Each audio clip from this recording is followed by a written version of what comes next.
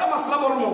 একটা মাসলা হইল যে মুর্দা ব্যক্তি যে মৃত্যুবরণ করেছে, ওই মৃত্যু ব্যক্তির গোসল দেওয়ার সময় আপনার চুল বা নখ ইত্যাদি গুফ বলা হয় মুসকে, মুস ইত্যাদি কাটা যাবে না। না, বলা হইতেছে যে মৃত্যু ব্যক্তি যখন মৃত্যুবরণ করবে, যেই অবস্থায় মৃত্যুবরণ করবে, এই চুল আর মুস বা নখ কিছুই কাটা যাবে না, কিছুই কাটা যাবে না।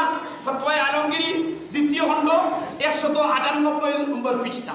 আরেকটা মাসলা হলো, একজন ব্যক্তি মৃত্যুবরণ করলো, মৃত্যুবরণ করার পরে গোসল দেওয়ার পরে অনেক আত্মীয় স্বজন আছে তাকে আদর করে, মহব্বত করে, মায়া দিই, বিশেষ করে মহিলাগণ মায়া দিয়ে আদর করে, মহব্বত করে, সেটা করা যাবে না। না, সেই ক্ষেত্রে খুব বিষয় একটা লক্ষ্য করতে হবে যায়।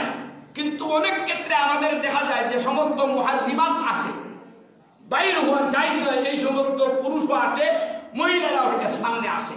আপনারা লক্ষ্য করে দেখবেন, আজকে তো আমাদের ওই পাশে নামাজের পরেও 2টার সময় ফারুক ভাই মা মারা গেছেন, ওই বাড়িতে দেখেন, আজকে আমি যা বলেছি তা দেখবেন বাস্তব।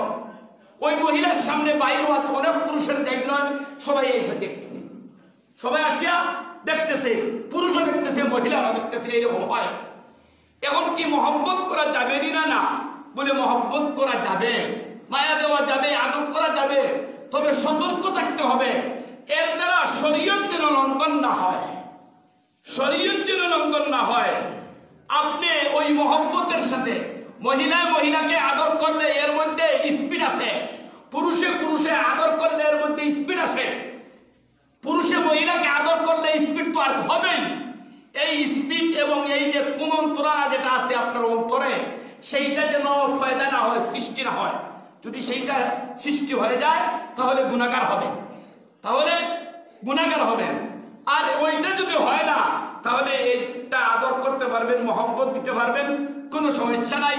এইটা তিরমিজি শরীফের মধ্যে আছে, আবু দাউদ শরীফের মধ্যে আছে, ইবনে মাজাহ শরীফের মধ্যে আছে। আল্লাহ